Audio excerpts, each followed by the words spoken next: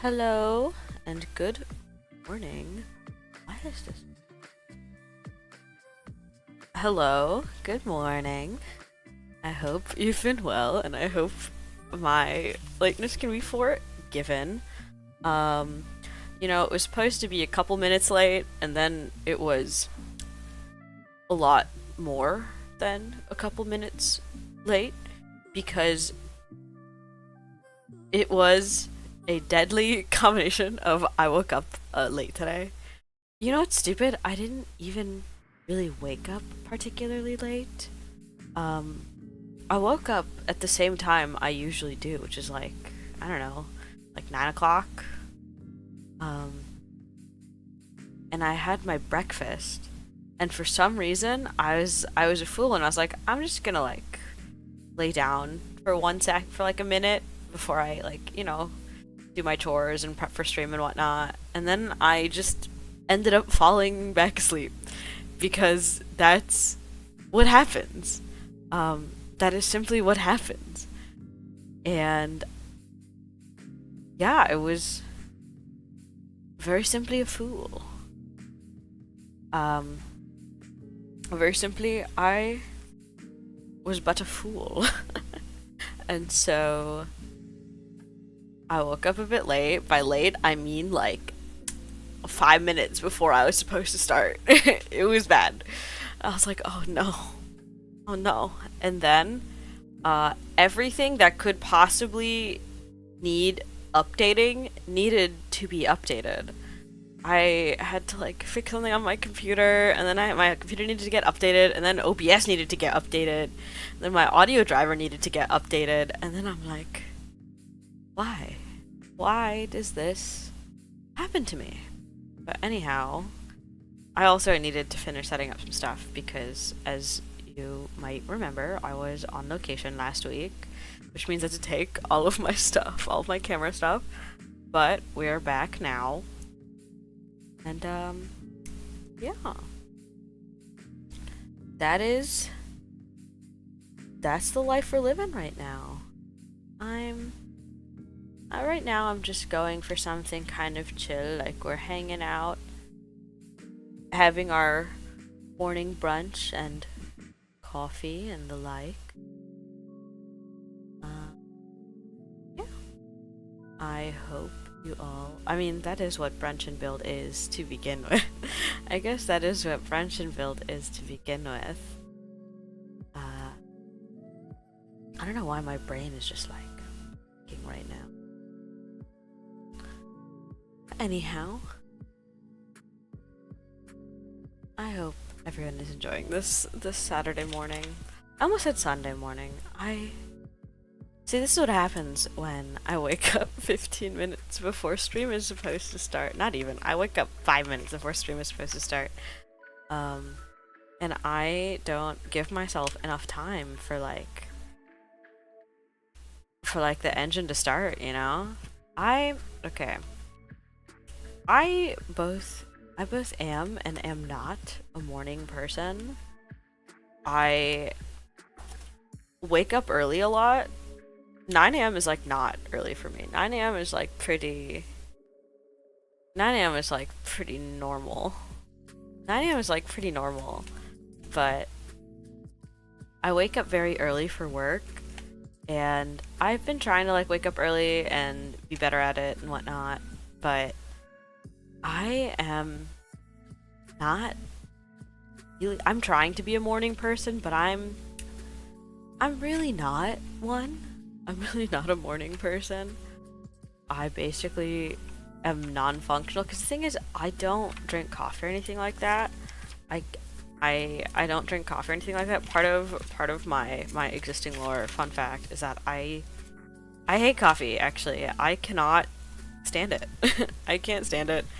I'm not a coffee fan at all. Oh wait, I forgot to get all of my armpits out. By the way, I forgot. I never even gave like a little update about Gouf. Anyway, here's how Gouf is doing at the moment. He's got one arm, but soon he will have a second arm. Soon he shall have a second arm. And that's what we're doing right now for Gouf. I am still very happy with him. I think he's really sick. I think as he comes together more, I just like him more because I've always liked Goof's design. I've always been a fan of like the Zaku like Xeon esque designs. I think they're fun. I think they're funky. Um, and I like that he's just got like he's very spiky and he's very blue. What more can you ask for? Oh no, did I draw? I almost dropped a runner already off the bat. We are off to a start. There's the arm pieces that I've already built.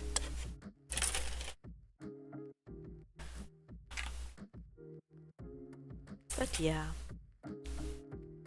I feel like I want to be a morning person, but I'm really just not one. I need a lot of time before I wake up in the morning, especially because I don't really consume like I'm not a coffee person, and anyway, caffeine doesn't really do anything for me anyway.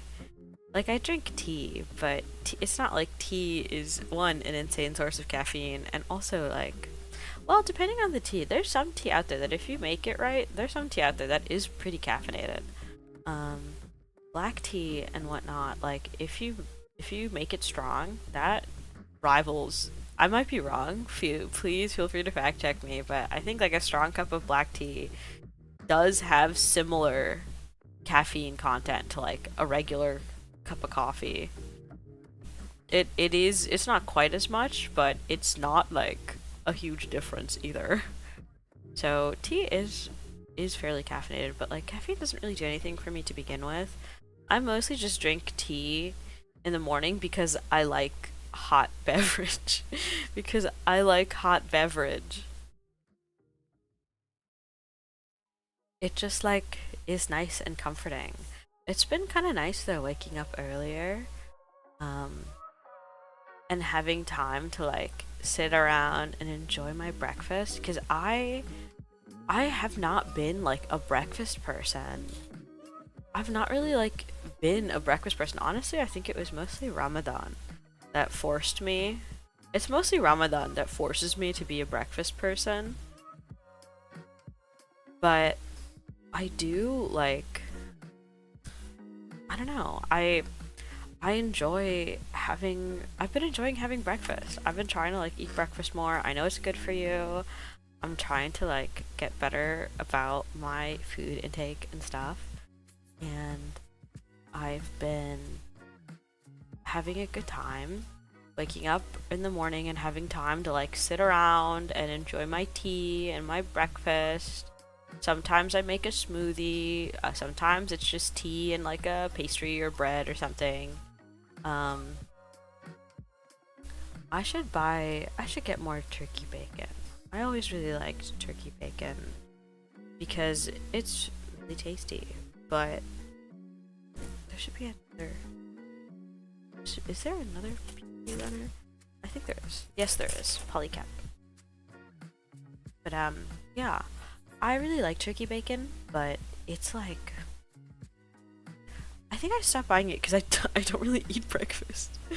I am not usually like a breakfast haver, so I felt like it was just kind of sitting in my fridge and going bad. I stopped buying it, but I like feel like I should buy it again because I really do like turkey bacon. Very tasty. I mean, I guess I can't really compare it to the real thing because I've never had like actual bacon, but I I'm sorry if this is controversial once again, but I absolutely cannot stand the smell of regular bacon. Like I don't like it at all. I think it's bad. I think it smells bad. I think this mostly stems. I mean, I don't think it's just from this. Like I think even when I was younger and I was a kid and I would have like a sleepover at my friend's house or something when I was a kid and their parents would make like bacon in the morning. I didn't like it then either. I didn't like it then either. But I think what really drove home the fact that I hate the smell of bacon is when I was in college, I had a terrible roommate my second year. she she just sucked. I have so many stories about like how she kind of was just a terrible roommate. Like right off the bat, she slept with the lights on. I don't want to like make fun of her for that because she has like a medical reason for doing that, but I think the part that was bad is the fact that she chose not to tell us until both of, by the way, this is a 3-person room, until both of us had already moved in with her. And we were like going to bed on the first day of living together, and she's like, by the way, I have to sleep with the lights on because of like a medical thing. And I'm like, you like, we didn't, because it is a medical thing, we didn't want to like say anything about it, but it is also like, girl, you could have told us. And so you could have found people that are more okay with sleeping with the lights on. I'm gonna zoom in a little bit because I want you to see what's happening. But yeah, that was just like red flag number one. There's so much more about this awful roommate. But anyhow, she had a love for just eating microwave bacon, and she would just eat microwave bacon so much, like all the time. She's also someone that like, I don't feel bad. She sucked. She was like mean to me and sucked and caused me a lot of emotional damage because she's someone that I like was friends with, at least at the time. I thought I was, but she was also just a terrible friend. But anyhow, her diet, she had the diet of like like a 6-year-old. She would almost exclusively drink soda and eat candy and eat microwave bacon. Like that was, I want to say, like 50% of the food that she ate. And normally, like if someone doesn't eat well, that's like, I mean, I guess that's like, I don't judge picky eaters. I too like have sensory issues with food and whatnot, so I don't like judging people for like food preferences and stuff. But I feel like I'm allowed to judge her a little bit because she would regularly make our entire dorm room, our like tiny shoebox of a dorm room, because it's not even like I could do anything about it. Or like we lived in a little shoebox of a dorm room, and she would constantly make it smell like microwave bacon, and it was just awful. It was terrible. I already didn't like the smell of bacon, and it just made it so much worse. It just made it so much worse. I would like try and drown our room in Febreze whenever she did it. It's just like a troll or something, like a bridge troll. No.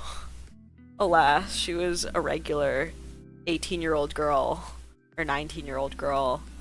At the time, at least. I mean, but man, she felt like a cryptid a little bit. I'm not gonna lie to you. But anyhow, she's like what part of the like big reason why I hate the smell of bacon. Why I hate the smell of bacon, even to this day. I mean, I never really liked it, but I just have PTSD from living with her and having to constantly smell bacon because she would just like almost exclusively eat microwave bacon. And it sucked. And it sucked. And now, to this day, I hate the smell of bacon. I feel like I'm doing something wrong with this piece. I feel like I knew how to do it and now I don't. I feel like I knew how to do it and now I don't, because that's, I guess what, oh, I may be stupid. I may be stupid. I put it on backwards.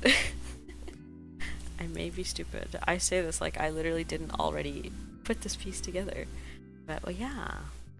I know I've never eaten regular bacon, but I do know what it smells like, and it smells awful. At least to me. I don't understand people that are like, I love the smell of bacon. It's so good. And I know there's like bacon scented candles and stuff like that. And I'm like, that is my personal hell. That is genuinely my personal hell. The smell, I also don't like the smell of coffee. That is also like the other thing is I don't like the smell of coffee either. Coffee, I'm a little bit more understanding of because I'm like, I can see how people like coffee and how people like the smell of coffee. I just like, personally, I just can't do it. Oh no, this runner is, I almost tossed this runner thinking it was empty. It's not. I might have made a grave error. I may have made a grave mistake. But I think this one actually is empty.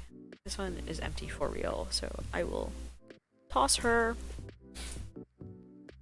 Where's this e-runner? But yeah, I should get more turkey bacon because I've been trying to eat breakfast more, and I've actually been being good at this, is eating breakfast, because I don't usually eat. I like have not usually eaten breakfast, but I'm trying to get better at eating breakfast because like it just makes. Honestly, I've noticed that it just like makes my eating habits better in general. Because I'm trying to cut down on like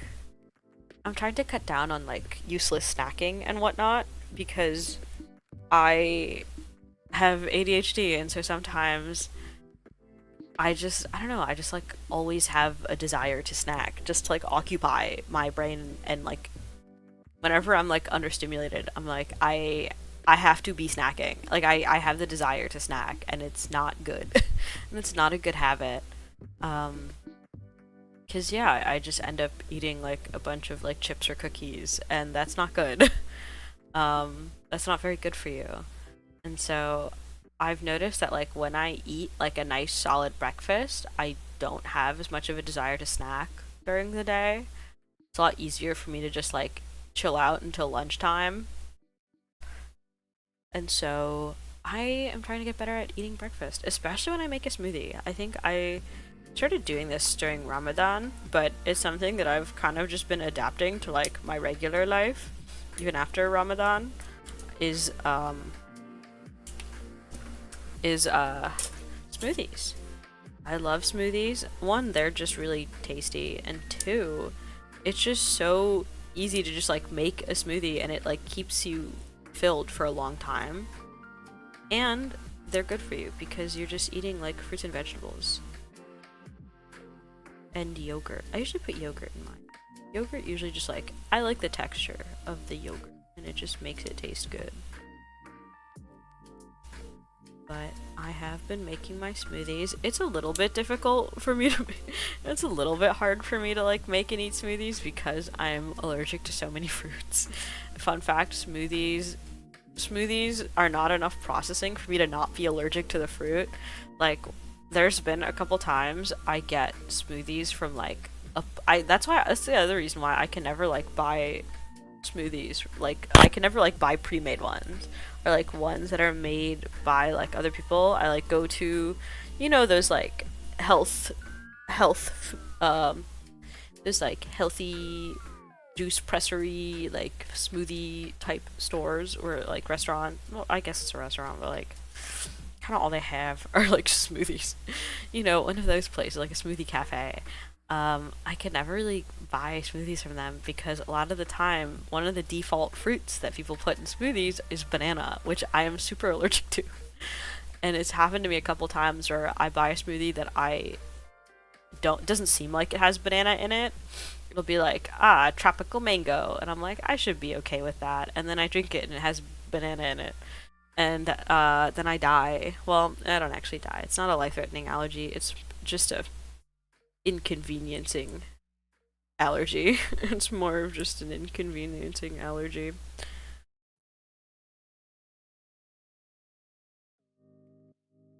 But this goes this way.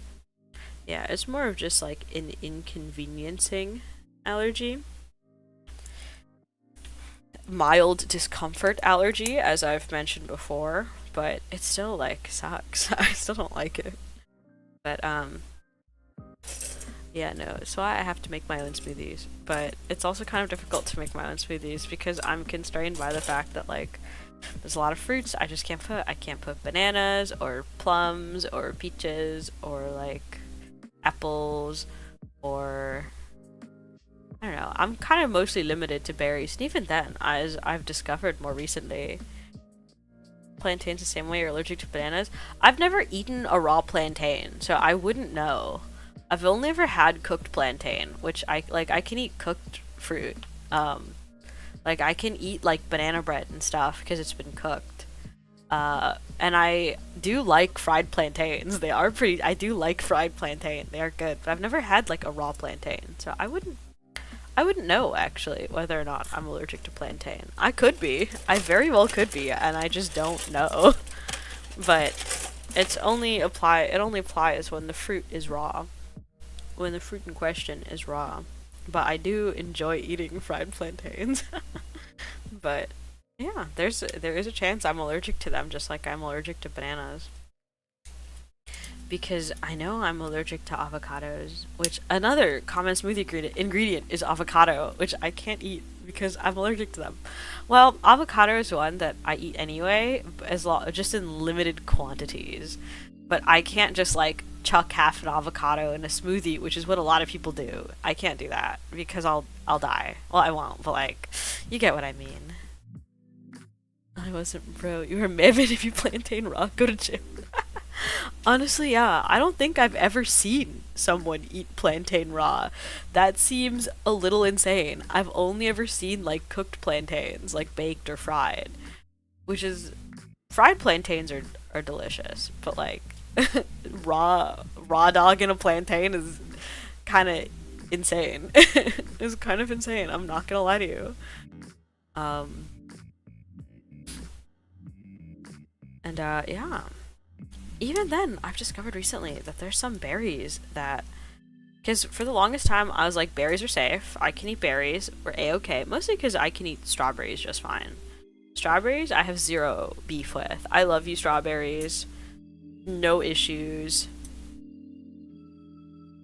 But I've recently just got, same with grapes too. I should start buying grapes again. That's the other thing, is I should start buying grapes again, because I used to just like I used to just like buy because the other thing is I live alone, and so I get so paranoid about like fruits and vegetables going bad. A lot of the time I will like freeze. I guess I could do this with grapes too, because you can freeze grapes.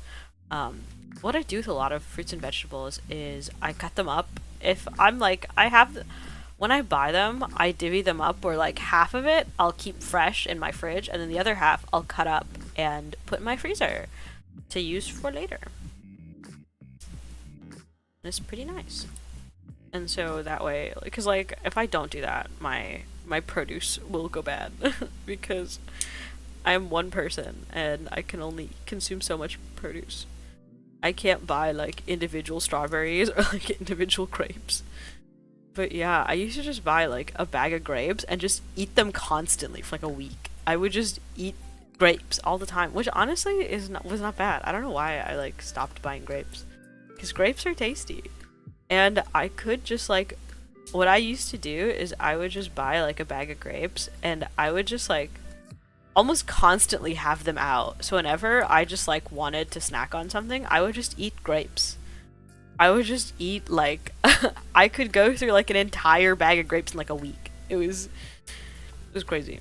But grapes are so good. It's so easy to just keep eating them. They're good. But yeah, no, like grapes and strawberries are two fruits that I can just like eat endlessly and be fine. But I've recently discovered that like blueberries, I like blueberries, which makes me sad, but if I eat too many blueberries, I will start getting an allergic reaction, which sucks. And I learned this by eating too many blueberries. I bought like a little tub of blueberries, as you do, but they were starting to go bad, and so I was like, oh shoot, I don't want them to go bad. And so I just ate like a ton of them in one go. And I had a bad time about it. I ended up having a bad time about it, and that makes me sad. Same thing with like, sometimes when I buy like pre-made fruit mixes, is that they will like, it's crazy. They'll like, I don't know, the ratio fruits, or sometimes they'll sneak in like a fruit that I'm allergic to because I can't read, or it's like it's a lot of blueberry, and so I'm like, there's a lot of blueberry, and I'm like, oh, or a lot of like, or I think raspberry is also one that I can only eat like a limited quantity of, which sucks. I love raspberry. I love raspberries, but I guess I'll simply die about it. I guess I'll just die about it. But I haven't. But anyway, that's enough about me being allergic to fruit. That's enough about me being allergic to fruit. I have been enjoying making smoothies, or just like waking up in the morning and having my morning tea, maybe some cheese or some bread or something. I really am eating like peasant meal. It really does feel like sometimes I'm eating peasant meals because a lot of my morning, a lot of my breakfasts tend to be like bread, cheese, egg, tea, like unless or like fruits, smoothie. A lot of my fruits I tend to freeze though, so I don't have like fresh fruit that often, which is also why I want to start buying grapes again. I just don't have fresh fruit like all that often because I don't want them going bad. Well, one, I'm allergic to a lot, but also I don't want them going bad because fruit, it like makes me so sad how quickly fruit goes bad. I bought a little container of strawberries. You know, like a normal sized carton of strawberries. And I kid you not, after 3 days, some of them started going bad. Like, I saw some of them going bad, and it.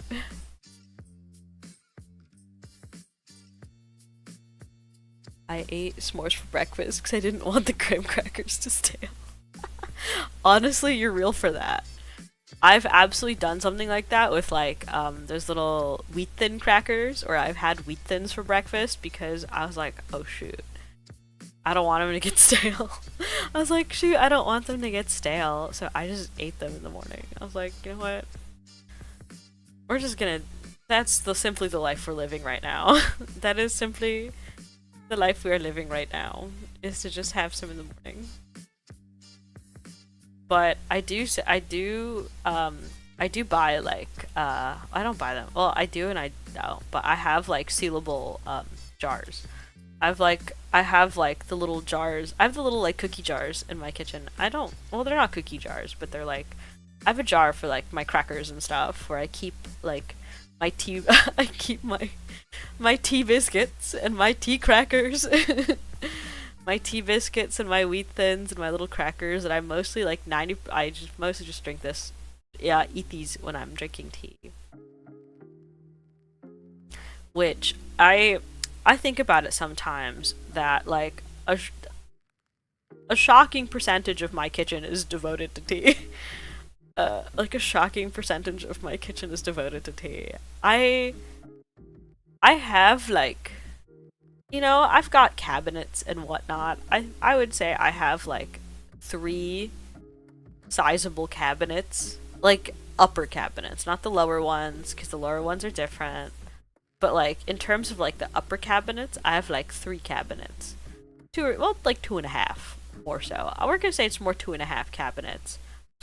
Out of my 2.5 cabinets, one entire cabinet is devoted to tea.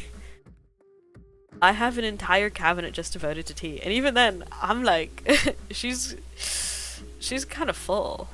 Where that cabinet houses all of my mugs, all of my teapots, all of my loose leaves, my honeys, my like everything tea related goes in that cabinet.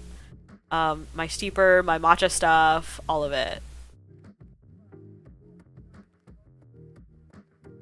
And so I do have my like I think about it. Even my counter space, I have like I have a kettle. I have an electric kettle that almost exclusively that kettle is used to make tea. I kind of don't have any other reason to use that kettle beyond making tea. And so that's also like a good chunk of my counter space too. And so that's like my kitchen, I have like a normal sized kitchen. I live in an apartment and my kitchen is pretty normal sized. It's actually a bigger kitchen than a lot of other apartments, I would say. Like it's a pretty decent sized kitchen for this living space that I have. And like in the sense that like I've seen because for me, kitchens are very important because I do a lot of cooking. I've seen videos, and I've also like toured other apartments of people that have like little shoebox kitchens that have like a 1 by 1 feet of like countertop space total, and that's like insane to me. And like a tiny little burner or something. That's why I also like I've watched videos of those little like shoebox apartments in Japan and whatnot, like those little studios, and also just like a lot of American studios are like this too. So I've looked at studio apartments, and a lot of the time the kitchen is like a single little burner and like 1 by 1 square of countertop space and a sink. And I'm like, that's insane. I could not live like that. I literally like could not live like that. Having like a teeny tiny little kitchen like that, because I cook too much. I feel like those kitchens are exclusively for people that like do bare minimum cooking, that like almost exclusively eat like takeout or like pre-made food. Which, I mean, no offense to people who do that. Like, if that's the life that you're living, it's just not the life that I'm living. And so I would die if I don't have like a kitchen I can cook in. I like would die. I would simply starve to death for one cereal. Yeah, $20 for one cereal box sized apartment. I wish it was. Yeah. Oh, it's 20K. Yeah, you're right. Actually, for one cereal sized apartment. When I used to live in Manhattan, I lived in a dorm that was in like a pretty nice neighborhood, and I wanted to look into getting an apartment like in that neighborhood. Um, I wanted to look into getting an apartment in that neighborhood because it's like a nice little neighborhood, and I know like there's a few apartment buildings nearby that had vacancies because they had like little like we have vacancies, like go on our website if you're interested in renting. And so I did. And I looked at like one of the studios in there, and you want to guess how much they were charging for a cereal box size studio? It wasn't. I guess it's okay to dox a little bit because I don't I don't live there anymore, but it was like Upper West Side. It's not even like it wasn't like Midtown or anything. This was like very far. It was literally like bordering Bronx, up by like 125th Street. So it's not like this is heart of New York City property or anything, but just like a decent, more residential neighborhood in the Upper West Side. Do you want to guess how much a studio apartment cost? It was crazy. It was terrible. I honestly kind of want to look it up right now and see like what apartments are currently going for in that neighborhood.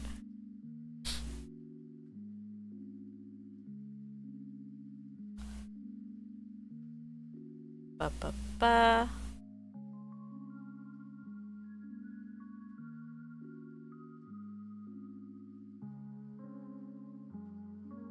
Oh my god.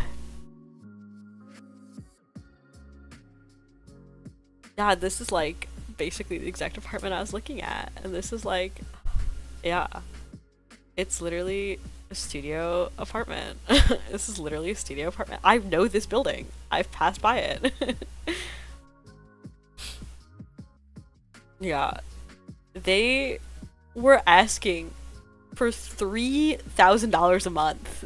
They were charging $3,000 per month for rent in a studio, in a little shoebox-sized studio apartment in the Upper West Side. And I'm like, that's insane. I would die. I would die out there. And so, as you can tell, I did not end up living there. That's part of why I moved out of Manhattan. Part of why I moved out of Manhattan, because I just couldn't afford to live there, because it's insane. And like, part of me would be open to living in Manhattan again. Like, I enjoyed it. I've definitely talked about this before. I did like living in Manhattan, but it's so ridiculously expensive. I feel like I'm a little bit spoiled right now to like be able to afford living in my 2-bedroom apartment by myself. The trade-off is that I live in middle of nowhere, Long Island. That's the trade-off, is that I live in middle of nowhere, Long Island. But otherwise, I'm doing great. My uneducated opinion is that NYC is just slightly more boring than California. I think it's the other way around. I think California is more boring than New York City. So 4K apartment in NYC is probably less worth California. I don't know. Because the other thing, maybe I'm just a hater. This is what I get for being born and raised in the East Coast. Um, I've like, and I've only ever lived in New York, and I've never like lived in California. I've only ever visited like San Diego and whatnot. But it's not as nice. It's not as nice. California, because I think the nice thing about New York is that it's very dense. The nice thing about New York City is that it's incredibly dense. Like you can walk, like it's walkable. You can walk and take the train to wherever you need to. But California doesn't have that. Like the city of San Diego, like the cities in California are insanely huge. Like it's like a 30-minute drive to get from one end of the city to the other end of the city. Like without not even counting for traffic. Let alone like of course there's like some public transportation, but it's also like good luck. It's not really walkable. It's very much like meant for cars. And also, like, gas prices are insane. I was talking to someone who lives in California, and they're like, yeah, gas is like $6-7 a gallon. That's normal. And I'm like, gas is what? $7 a gallon? It's approaching $4 right now here, and I'm like, ready to die about it. I'm ready to die about it. I'm sorry I just threatened that I'm going to die about it for everything. I'm a big fan of hyperbole. I'm a big fan of hyperbole if you have not caught on yet. And so I'm ready to die about it. I'll bust out the bicycle again. And so yeah, no, it's terrible. And meanwhile, people in California are like, yeah, $7 a gallon is normal. Like, back when the oil crisis was happening, it's like, yeah, back when the oil crisis was happening, it was $10 a gallon. And I'm like, $10 a gallon? If I walked up, I would simply want to perish than pay $7 a gallon. If I rolled up to the gas station and I filled my tank and they handed me a bill for $80, I'm leaving. I am going. That's the end of it. I'm done. I would simply just leave if they handed me a bill for $80 for a single tank of gas. It's over. Like, I cannot imagine. Especially, like, I mean, I guess it's one thing if you have, like, a hybrid car. Because I know people with, like, Priuses and whatnot, and they get, like, 45 miles to the gallon. You'll need to fill your tank, like, once a month. So that, I can kind of, like, you can kind of get by. But if you're in California and you drive, like, a lifted, like, a Brodozer, you're cooked. It's over. You have to just, like, accept spending, like, $200 a month on gas. Minimum. Like, that's insane. That's actual insanity. Like, rest in peace, people who live in California. Like, at least in New York City, like, you don't have to have a car. At least in, like, New York City, you don't really, like, have to have a car. You can walk, you can take the train, and I just think it's more interesting. I like New York more than California. I don't think I would ever want to, like, live in California. I could see myself maybe living in, like, a Seattle. Because when I had to go to Seattle for a work trip sometime last year, and I liked it. I think Seattle is a nice city. It's not as, like, walkable and accessible as New York is. Also, for some reason, half that city is just, like, on a hill. I don't know why. Seattle was built on, like, a crazy incline. Which is kind of crazy, but it is still, like, a fairly nice city. And I could potentially see myself living in it. Because I know Seattle does have a lot for aerospace, which is pretty nice. When I was over there, I saw the Boeing factory, and got to watch them testing planes, and I thought it was really cool. Plus, Blue Origin's over there too, which is Jeff Bezos's vanity space program. And I'm like, I could live in Seattle. but I don't think I could live in California. I don't think I could live in California. I could maybe like have fun going on a vacation to California. I don't mind like visiting it, but I could never like live there. That sounds rough. It's so rough out there. If you ever end up living there, yeah, your sister lives there, so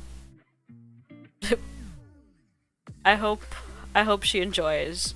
I hope she enjoys, yeah. We have an in with Boeing. Excellent. Yeah, Boeing. Listen, that's the other the aerospace industry is in a state at the moment. At least the private. Boeing is the sound that planes make when they crash. When they crash.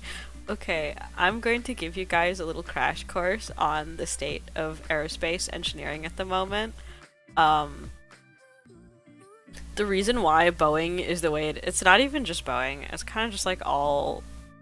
Well, it's not all aerospace manufacturers. The military contractors are still doing fine, and that's because the military pays them to make good quality stuff. Because it's the government.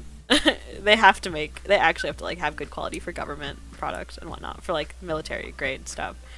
But for commercial stuff, a lot of the reason why commercial aerospace is in the state that it's in right now is because, okay, when companies like Boeing were first founded, the people that originally made Boeing were engineers. It was founded by engineers. Boeing and like what's it? Pratt and Whitney, all those companies that work on commercial airplanes. They were first founded and run by engineers, and for a long time, because I think Boeing and Pratt were both founded like I want to say early 1900s. Maybe I think Boeing might have been there. I mean, airplanes have only been around for like 100 years. Airplanes have only been around for like 100 years. A la the Wright brothers, which I think the Wright brothers was like 1914. I'm pulling numbers out of thin air. I am guessing based off of the fact that I like airplanes. When I'm literally googling when were airplanes invented. Yeah. 1903. I was close.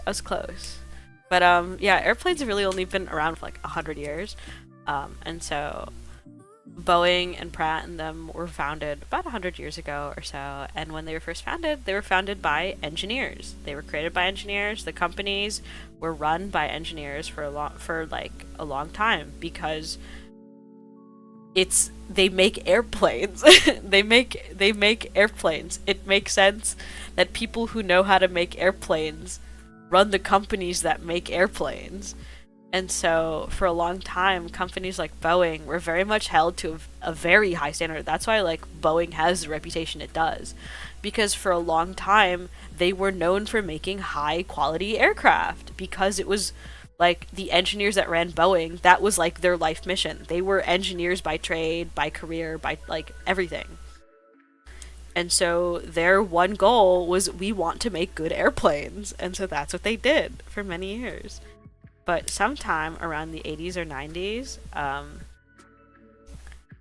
a lot of these aerospace companies, a few of them like started passing. I want to say it's in the 1980s for Boeing, is when the CEOs and the people in charge started being more business people rather than engineers. Around the like 80s and 90s is when that shift started happening of these companies are no longer being owned and run by engineers. They're being owned and run by business people.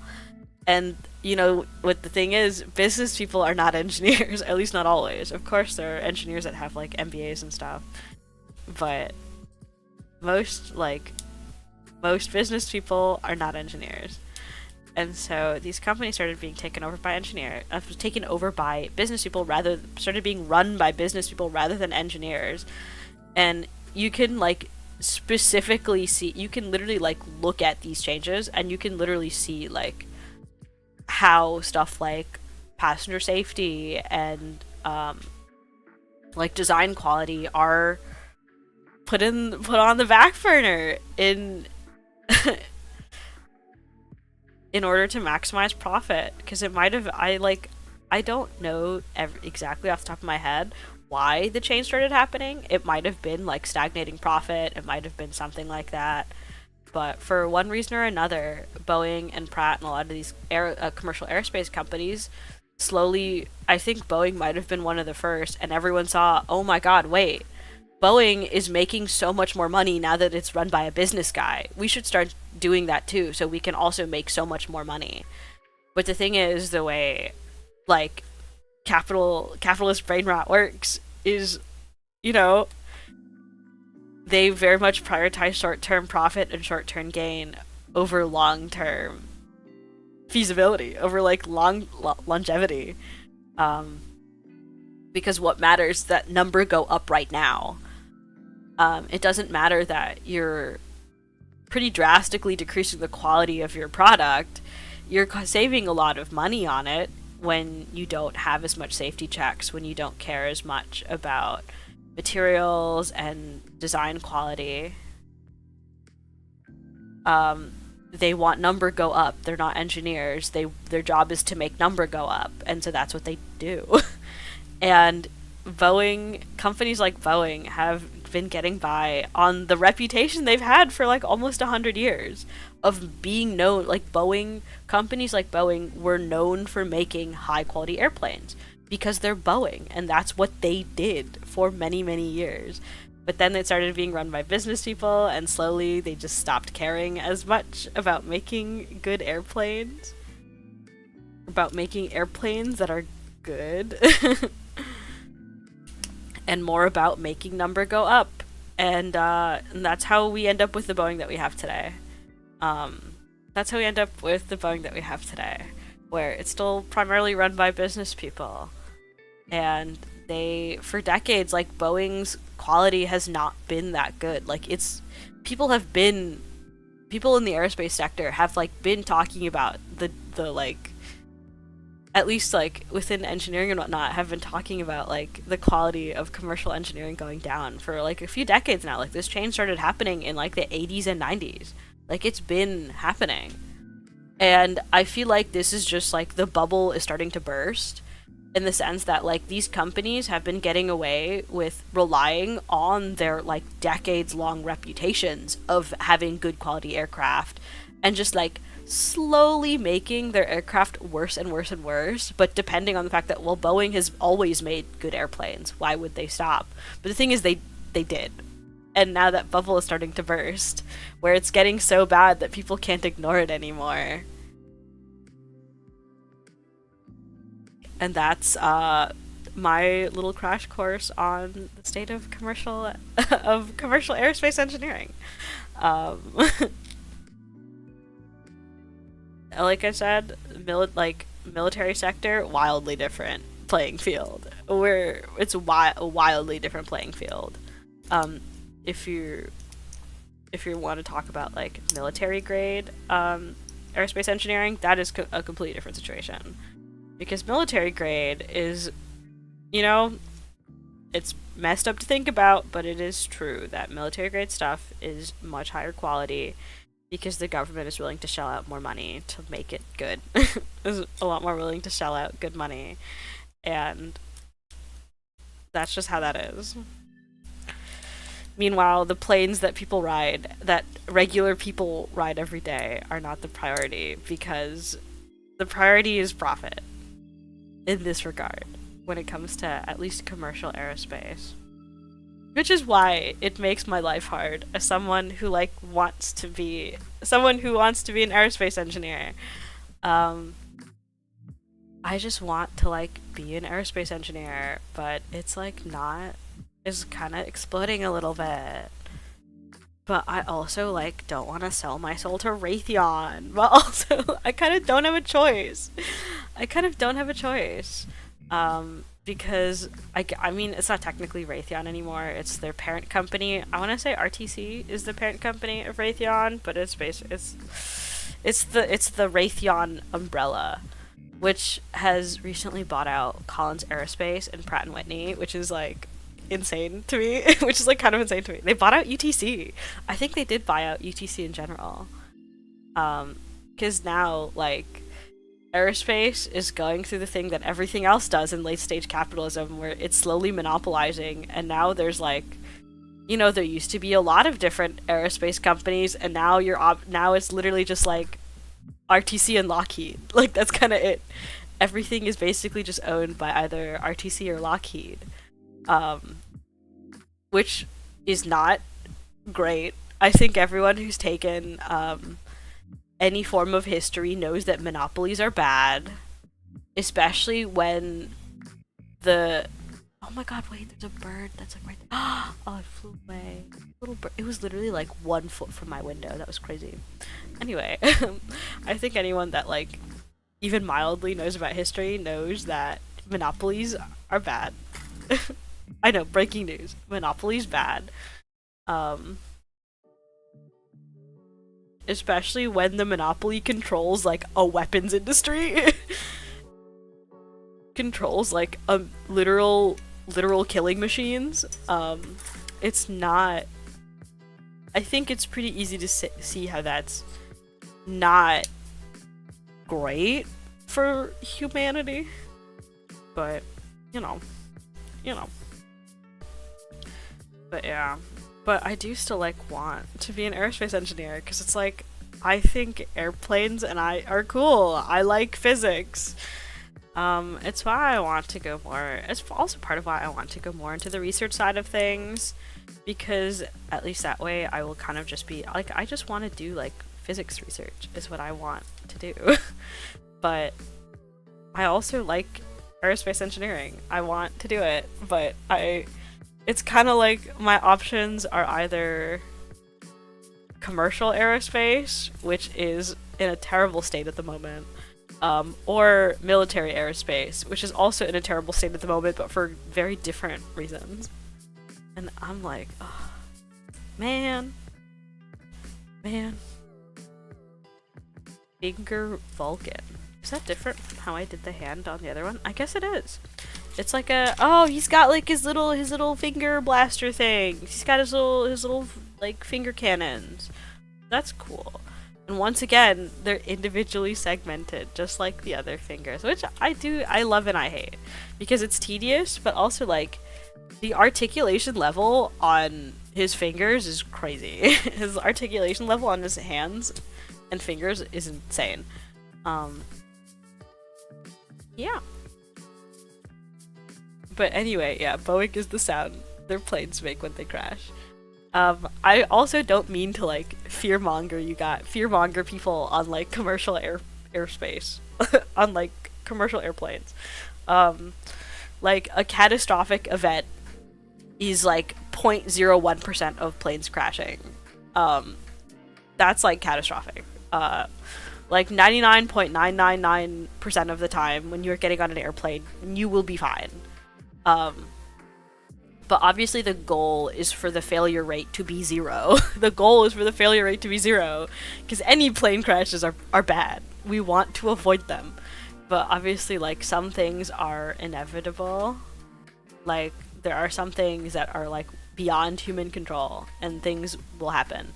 But obviously, it is the job of, like, aerospace engineers and commercial aerospace to try and get that number as close to 0 as possible. Which is why, like, it's been going pretty bad right now, but like the actual crash rate is like, it's not exact, but it's like 0.01% of airplanes, like flights. 0.00, it might even be less than that, because it's really not that many.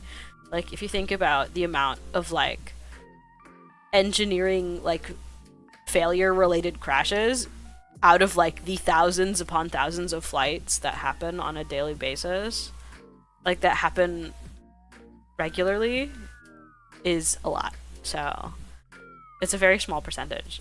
But I also don't want to like, I'm not trying to like minimize it. This is obviously like, this is considered like catastrophic. The fact that there are any engineering failures like in commercial aerospace, because obviously the goal is 0. But even then, like, crashes should never be the result of like the plane failing. There's a reason why there's so many layers of like checks and engineers and safety requirements and all. There's a reason why these things exist, because we want that number to be as close to zero as possible. But you know, that's what happens. And honestly, it will, like, there's no real power like keeping Boeing in check. There's like no real reason for them to like fix this problem. Right now, it's like public backlash. Like, I'm sure their stocks went down. Because the thing is, like, Boeing is one of the big plane manufacturers. Like, half of the planes in the sky are made by Boeing, if not more. Um, it makes, it's like an industry-wide shakeup that will make people not want to be on airplanes, which will now affect, like, airlines. And now everyone, and now it's not just the fact that it's public backlash, because if it was just public backlash, they wouldn't care. It's the fact that now you're affecting the bottom lines of the airplane industry, like, in general. So hopefully that'll, like, be some amount of accountability, but that's kind of all that it's gonna be, unfortunately, because of late-stage capitalism has made it so that human life is not the priority, it's profit. Anyway, that's enough being a pessimist. That's enough being a pessimist. I think airplanes are neat. I still want to be an aerospace engineer because I think it's cool. I'm still going to try to be one.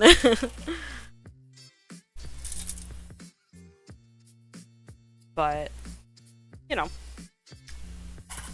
it is how the cookie crumbles. But anyhow, hard pivoting to like what else I've been doing this week.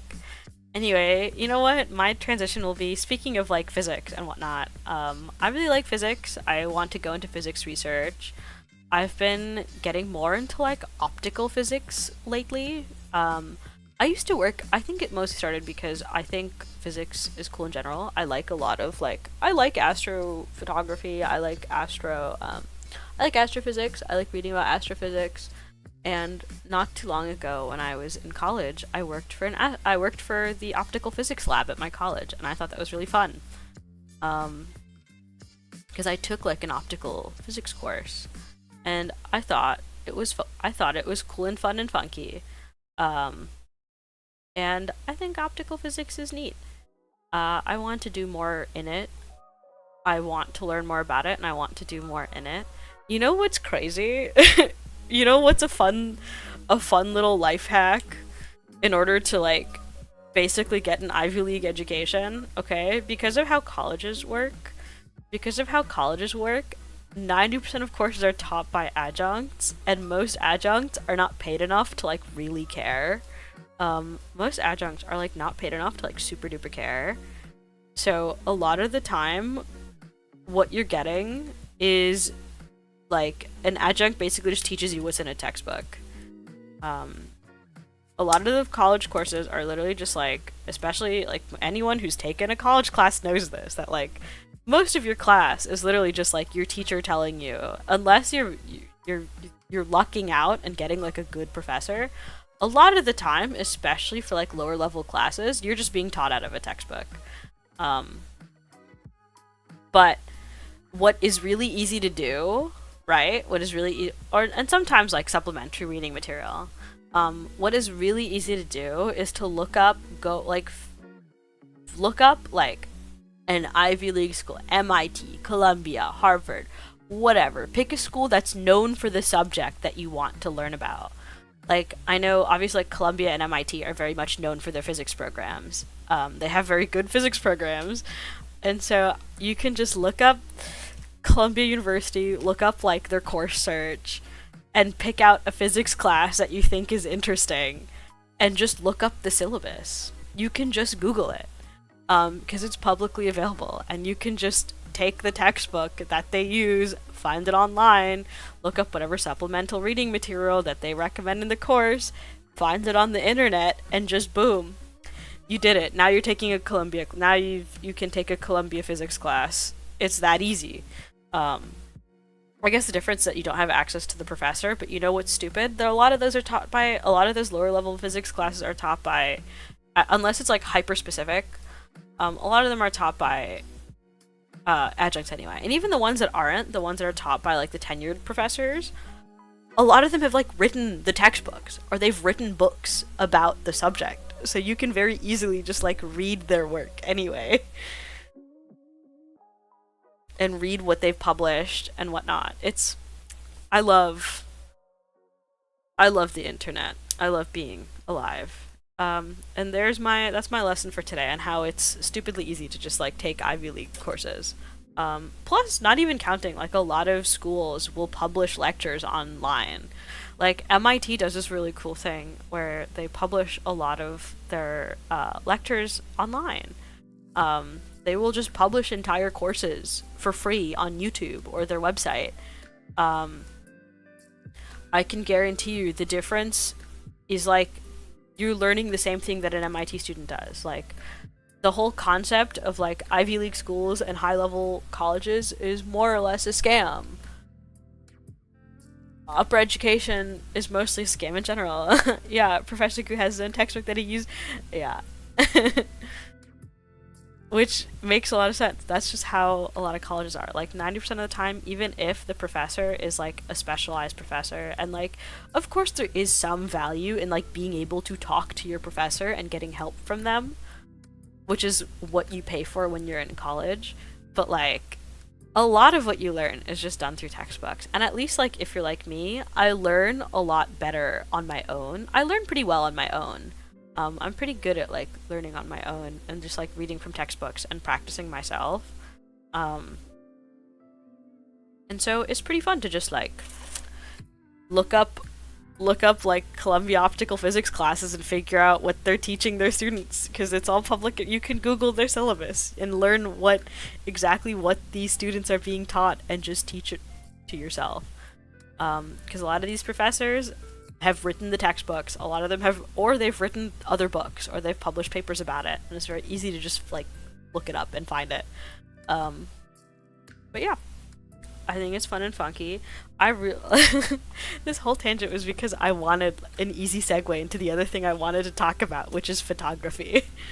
The other thing I wanted to talk about, which is photography. I had this whole transition just for that. Yeah, I wanted to talk, speaking of optical physics, which is one of the things I've been reading about because I like optical physics, is photography. I've been into photography for a little while anyway, but I've been getting into film photography. I've been getting into film photography and having a good time about it. Well, I developed my first roll of film, which was when I bought my camera. I basically just like, it came with a roll of mystery film that was kind of just like in the camera. I didn't know the ISO. I didn't know anything about this film. I was just shooting with it anyway. I didn't know how old it was. I was just shooting with this film anyway. Just so I can get the hang of my camera. And I got it developed, and you know what? There's absolutely nothing in it. I didn't end up with any like usable photos. And you know what? Like, it was basically the entire thing was blank. And I was like, well, I guess that's how that is. I guess that's what happened. That's what happened. And I had nothing. And I was a little bit sad about it. I was like, oh.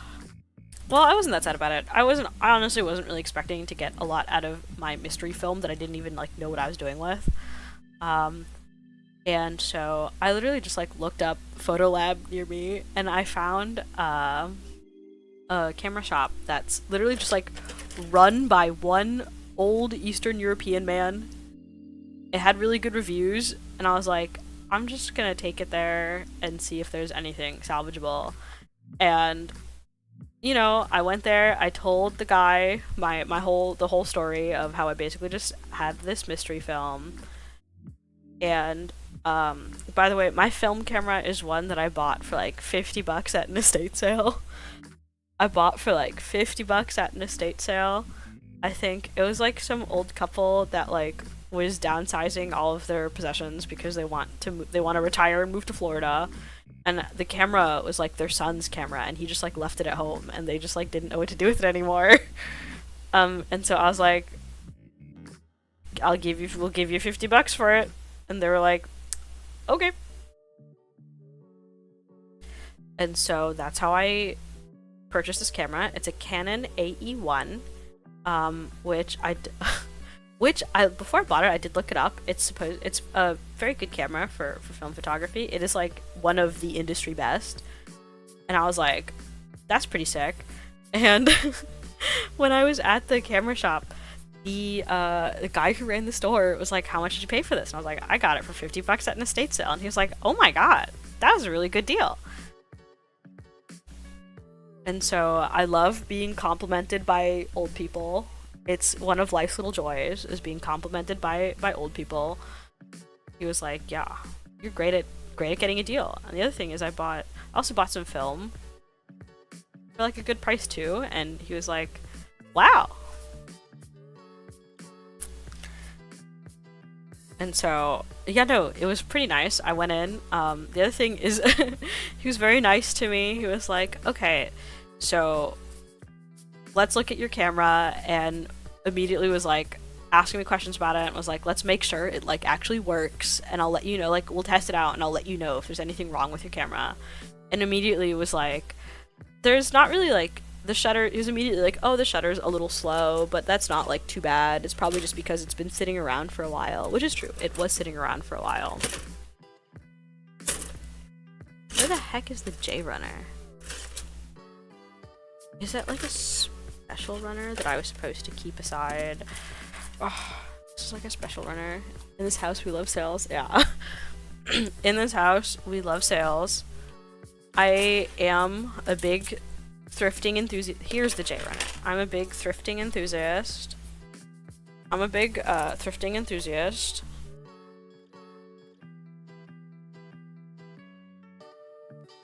Okay, here we go, J6. I knew it would be one of these like little special runners. I just had to dig it out of my box of runners, of Gouf runners. Yeah, it was very nice, and it was immediately like, oh yeah, your shutter's a little slow, but it's because this camera's probably been sitting around for a while. Because I had to come back the next day anyway to see like after my film was developed, and it was like, yeah, come back tomorrow, bring a fresh roll of film, we'll load it, and we'll test it out, and we'll see if your camera works properly. And I was like, okay. And so that's exactly what I did. I came back the next day, and I was like, yeah, I have some fresh film. And he was like, excellent. We tested it out. We took a couple of test shots. And he's like, it feels okay. It's also insane that the light meter still works in my camera, despite its age and that it's been sitting around, that the light meter, like, still works. And so it's like, oh wow. And it's especially the fact that I paid $50 for this thing. Literally, while I was there and we were just like, you know, my camera was out and we were like looking at it and whatnot. One of his other like regulars came in to like pick up some photos that they were getting developed, and they were also very nice to me. And immediately this guy comes in, and the shop owner is like, hey, guess how much she paid for this camera? And the guy was like, I don't know, like $150. And I was like, I paid $50. And both of them were like, that's so insane. And we're like, that's so cool. And I was like, heck yeah. Hell yeah. We're living. I love being complimented for my ability to scour deals. To like get good deals. In my thrifting skills.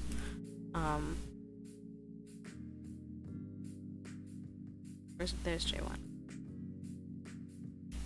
And so, turns out that this guy has the same camera as me. He also has an AE1, and they were both very nice. He let me look at the photos that he was picking up that he took with this camera, and like they were both like teaching me a little bit about like shutter speed and like some tips with this specific camera, and it was pretty like fun and funky. And obviously, like, this other guy's been doing film photography for a while, and so his photos were very nice to look at, and it was like kind of interesting to see like it was like, oh, this photo looks like this because of the weather conditions. Oh, because I exposed it this way, because I set it to this, and I was like, oh, that's really cool, and it was fun. I love when people are nice to you. I love when people are nice to you.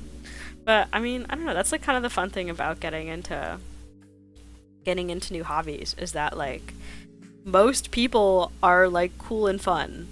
Most people are cool and fun. Most people like when you get into their hobbies and are more than happy to like tell you about it and more than happy to tell you about it. I saw a post on Twitter that was like, what hobby? I know it was in my 5 minutes. Like, it's so crazy. I only am allowed to use Twitter for like 5 minutes a day. And even within that time, sometimes I still see things that are trying me, that are like, why does Twitter exist? And it was something that was very clearly like, I'm like 90% sure this was just like engagement bait. This is very much just like engagement bait, but like, I don't know, man. I do feel like there's like a grain of truth to it, because the tweet was basically like, what hobbies can someone over 25 have besides like exercise and drinking? And it's like, girl, anything. Literally anything. It's so crazy. And like, I know that post is probably definitely engagement bait, but I do think that it's like, I do think there is still like a mindset of once you hit like a certain age, you're like not allowed to enjoy things. You're not allowed to like enjoy things beyond like what is socially acceptable for an adult. And I think that's lame. I think that's stupid. I think, but also I don't think it's that common. I think there are definitely plenty of adults that like are cool and fun. Like, I know people struggle with like making friends as an adult and all that stuff, but like, I don't know, man. I think people in general are nice. People in general are like, just want to have a good time, because that's what it is to be alive. Like, that's what it is to be alive. And so, like, most people do things. Most people like have lives. Most people like have things that they enjoy doing and will like talk about and enjoy and like are part of themselves. And I think that's cool and great. Come LARPing with me this year. I genuinely do want to go LARPing with you. Like, I 100%, especially now that I have a car, like, I will go with you. I want to go. I've been wanting to go ever since you told me about it. Ever since you told me about it, I'm like, I want to do that. That sounds fun. Yeah, I will 100% go LARPing with you.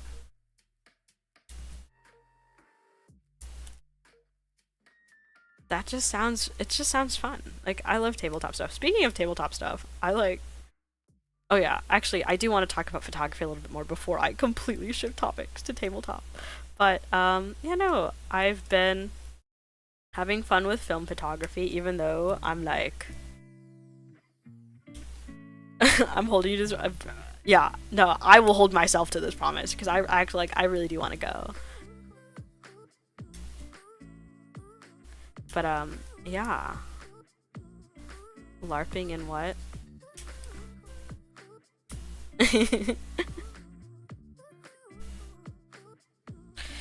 But yeah, I think part of the thing with, like, me and part of why, like, I want to get more into film photography is I have, like, terminal perfectionism disease. I have terminal perfectionism disease in the sense that, like, if I can't do something perfectly instantly, I'm like, well, I guess I'll die. It's over. Or I don't want to do it unless I know I'll be good at it. And so it's so easy to, like, get super obsessive about things. It's so easy to just, like, abandon things. It's bad. And so it was kind of, like, it's kind of funky that, like, film photography is something that has, like, it has, like, a learning curve. Like, you're not just it takes time to be good at it. There's so many things that you have to, like, learn and figure out yourself. And I think that's cool and neat. And part of why I want to get into it is, unlike a lot of other things that has like instant feedback, like with digital photography and whatnot, like you can look at your camera instantly and see like whether or not this picture is good, like immediately. And so it's very easy to just like get caught up in that and be like, oh shoot, I have to make sure everything's perfect, I have to make sure everything is good. Is this picture good? Okay, well, it's not, we'll do it again. It's so easy to like get really wrapped up in it. But with film photography, it's literally like the definition of delayed gratification. It's literally the definition of delayed gratification. I'm like, I take a picture and I won't know if it's good until like a week from now. Or more, until like a week from now, maybe more, depending on how long it takes to get through like a roll of film and get that developed.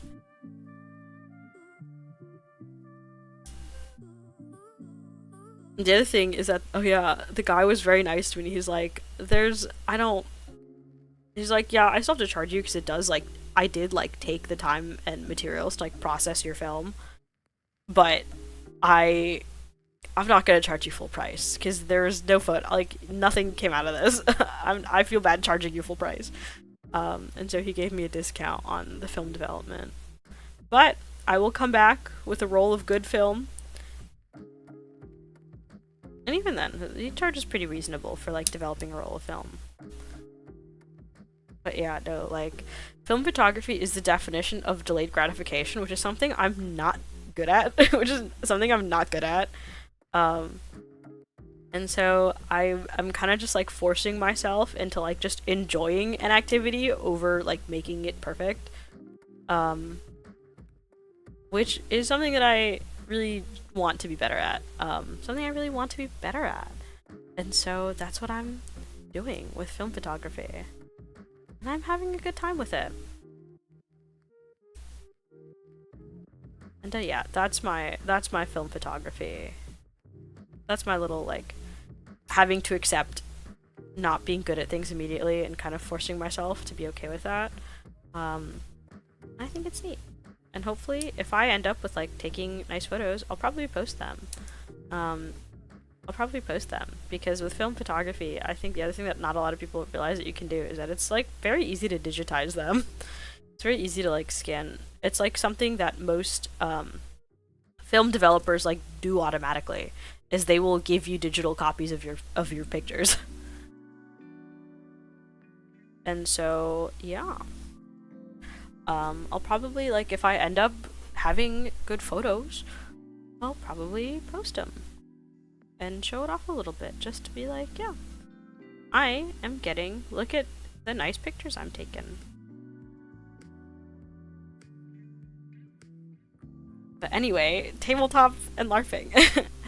The theme for this year is Wanderlust, so the possibilities are gonna be so sick. Yeah, that sounds so fun. I'm inviting me to is a convention, so they have, like, various 2 to 4 hour LARPs ranging from full roleplay to combat. Yeah. I mean, you've told me about it before, but I am very excited. I'm very excited. I've never LARPed before. I'm a big tabletop fan, but I am a big TTRPG fan. Speaking of TTRPGs, I got a TTRPG book in the mail yesterday that I, like, didn't even realize that I purchased. It's the core book for Fabula Ultima, which is a game that I quite enjoy, that I've been wanting a physical copy of for a while.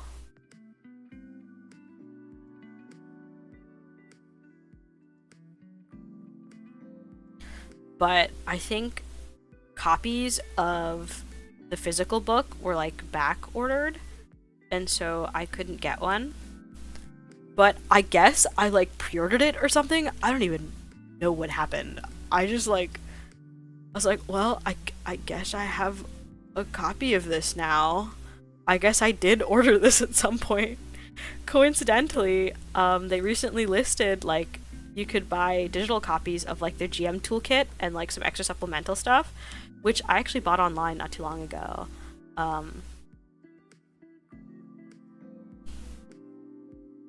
And coincidentally, like, 2 days later, I now own the physical copy of the core book, which I'm like, I already bought, which is like, I already bought the PDF of it. I've already purchased the PDF. Oh yeah, by the way, if anyone is interested in Fabula Ultima, let me know, because I have a spare code for the PDF copy. Because I bought a while back when I first got into Fabula, I bought a copy of the PDF, and because that's when I found out like physical copies were back ordered, and I was like, well, I'll just buy a PDF. I'll just pay for the PDF, and so I did.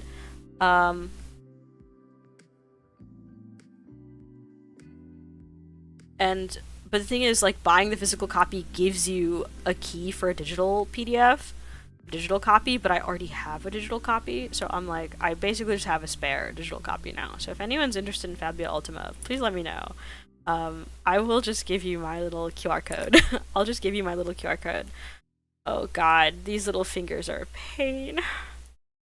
These little fingers are a pain. You see, my thing with, like, tedious builds is I don't mind tedious builds, I just don't like frustrating builds. I don't mind sitting here and stringing together bits for 30 minutes. I do mind when I spent 30 minutes stringing bits together and now I have to, like, they just keep popping out and I can't finish it because they keep popping out. I crave death in my life. I crave death. I hate these stupid little fingers. I hate these stupid little fingers. Please cooperate. Why do they just like keep popping out? I don't even know why. They just like, I don't know if I'm doing something wrong, because the whole thing with this is that you're supposed to like put the little fingers and then you put the cover on it to like secure everything. So I can't even.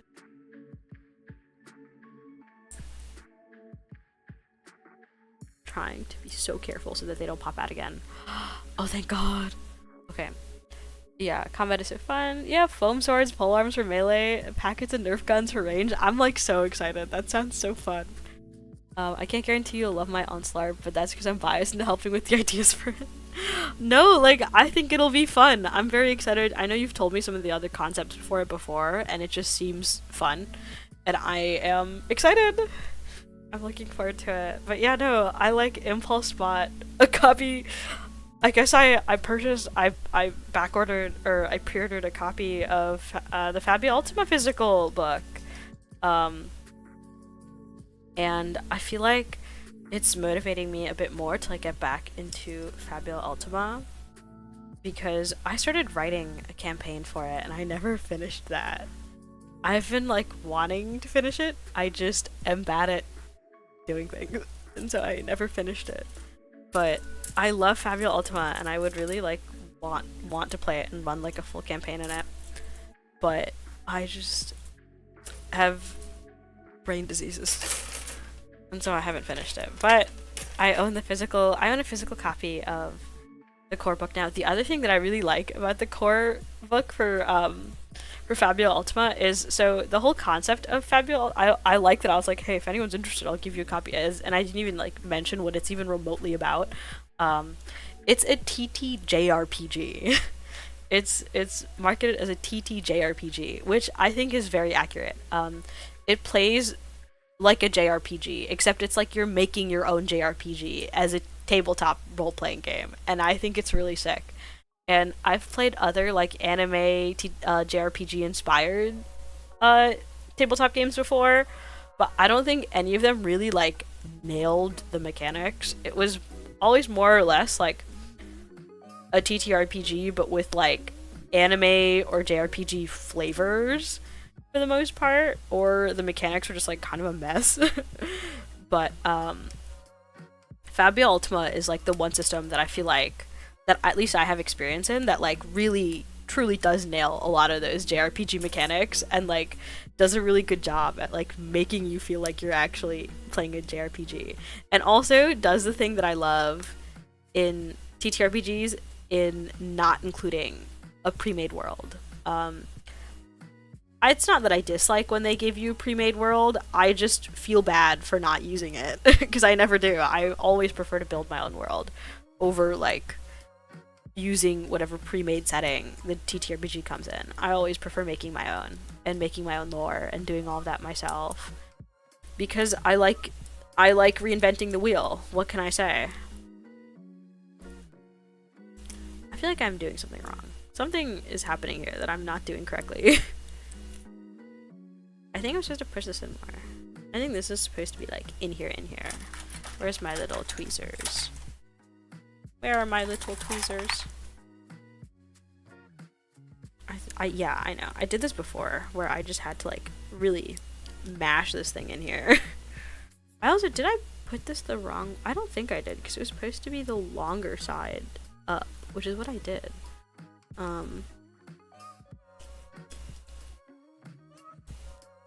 But I think, let me trim some of this off and make this a bit smoother. Because this is like, it basically has to fit in like a little opening. But, yeah. I really like Fabula Ultima, and I really want to get back into it. I think it's neat and fun. And I think I just got like caught up in I think that's literally what happened, is I just got like caught up in world building that I forgot that I actually have to like play the game. And I was in like kind of a writing slump about it, and I was like, oh, I really want to get back into Fabula because I really like Fabula. And there we go. Now we got it. Now he's got like, well, his hands back. Well, now his hands forwards. Let's go. There we go. Hand arm. I forgot how annoying this part is. Attaching the shoulder.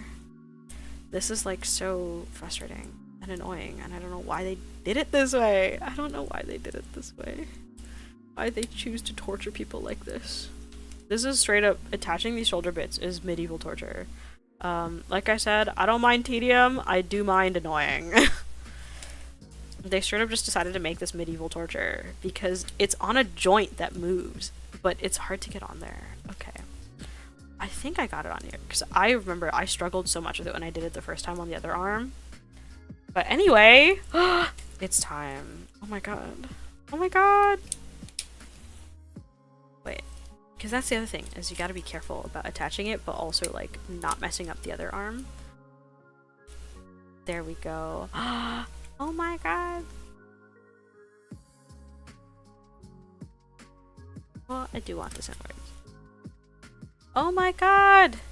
It's Gouf! We're gonna zoom out. We're gonna oh, we're not zooming? Zooming out. There we go. It's Gouf! Look at Gouf! I'm so happy. Gouf has been goofed. Gouf has been goofed. He looks so sick. I love the colors. I might still do some... I'm still thinking about whether or not I want to panel line him. I think I'll panel line it. I think I will do a little bit of panel lining. There's not actually that much to panel line on him. He's like very... His articulation, his like... He's got, as Heather enjoys, he's got toe movement. He's got toe movement. There's like a lot of stuff that you can do with him. He's pretty sick. He's really cool. I love you, Gouf. I love you, Gouf. I just have to finish building his weapons and stuff, which I think I will do off stream. I mean, I could do it next week, but I also kind of want to start something new, which honestly, I don't know what I'm doing next. I don't know what I'm doing next. My build queue, kind of crazy. My build queue is kind of crazy. We might do, what I'm thinking, because as always, I like to punctuate, long builds with short builds. I like to be like, big build. Obviously, this took me like a while to make because he's a big master grade. But I like to punctuate, like, go between like master grades or real grades and punctuate them with like high grades, or maybe like mecha, like musume kits, like ones that are I can knock out in like 1 or 2 weeks, like 1 or 2 episodes, basically. The Kit Bash special was also fun. That was fun too. But I think there's a couple of musume kits that are in my build queue that I've been looking forward to. Honestly, next week I might come back with the goth 30-minute missions girl because I really like her and I've really been itching to build her because she's so pretty. Um, the goth girl 30-minute mission, 30-minute sister. I've been very excited to build her. So I think that's what I will come back at least for next week. She will be my in-betweener. I'm just thinking about whether or not I want to do custom stuff with her. I might do a little bit, but I do actually just like really like her base design. I mean, obviously I might buy some other parts and whatnot because she's a 30-minute sister, which means I can kit bash her with whatever I want. From other Bandai stuff, from 30-minute missions and Bandai stuff. So I might do a little, I mean, obviously I might do a little bit of custom stuff with her, but I don't think I'll go like that crazy about it because I actually really do like her base design. Her base design is really nice. She's like a little goth girl. Like, come on. She's so fun. I might just like dress her up a little bit, but I don't think I'll go like that crazy with custom. I don't really I don't think I'm gonna repaint her or anything like that. Cause like I said, I do really like her base design. I like her base coloring and her base stuff. The most I might do is like top coat her. I might give her like a little face makeover in the sense of like, kind of like what I do. I actually still have her on my desk. I still have her on my desk actually. My Sosai's Treasure Tan girl. We'll zoom in so you can like actually look at her.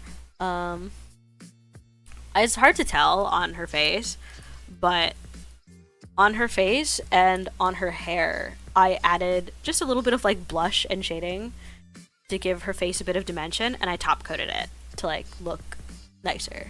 Does she want to focus? Does she want to focus?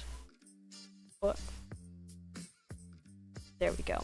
Yeah, I gave her hair and her face a little bit of shading, but fun fact, I just did it with like makeup, with like actual makeup that I have. I like actually put a little bit of blush and eyeshadow on like her face and her hair, just to like give it a bit more depth. Don't look at the top of her head. I glued it badly. But she does have a little bit of texture there that I added and I top coated. So I might do that with Nevralia, but that's probably the furthest I'll go with her. I don't want to like repaint her or anything because I do really like her base design. But that is what will be, that's for next week. That's for next week. For right now, we have goofed it up. We have finished goofing it. We have straight up new boot goofing. I really hope you all have enjoyed goofing with me. I've had a great time. I had a lot of fun with this kit. Very intricate and tedious, but in a fun way. Though there are some parts that were annoying, specifically with the fingers and the shoulders. I think those are kind of the only parts that I like actively didn't like because they were frustrating and annoying. Because it just like it was hard to put together. Not that it's tedious. I didn't dislike the fact that the fingers are tedious. I dislike the fact that at least for these guys, they were a pain. They were pain. Like these ones were not quite as bad to put together because they weren't really as frustrating to get in there, but it was just like tedious, which I don't mind as much, but these guys were just frustrating. And so I didn't like it as much. But that's kind of like and also the shoulders. Getting the shoulders on here is also a pain. But those are kind of like my only complaints with this kit. Otherwise, it's pretty solid. The other thing is, it is an older master grade, which means stress marks are crazy. Stress marks are crazy. Because it's like a nice and zoomed out, it's kind of, you can't see them as much, but there's a lot of stress marks on here. I didn't really do a lot of stress mark prevention on this, mostly because I was lazy. But there is not that much stress mark prevention. Stretch marks are basically stress marks on for people. And stress marks are stretch marks, but on Gundam.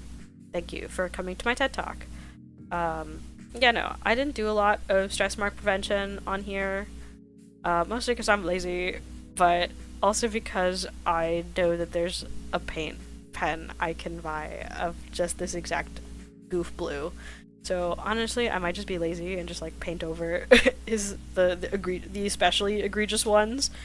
There are some things you can do to like reduce the appearance of stress marks with like a little X-Acto knife and like counter pressuring it and whatnot, and sanding it down with like counter pressuring it and then sanding it down. Like you can do that, which I will probably do for some parts, but I might also just like do that and paint them over with Gouf blue, because Gouf blue is like not a difficult color to obtain.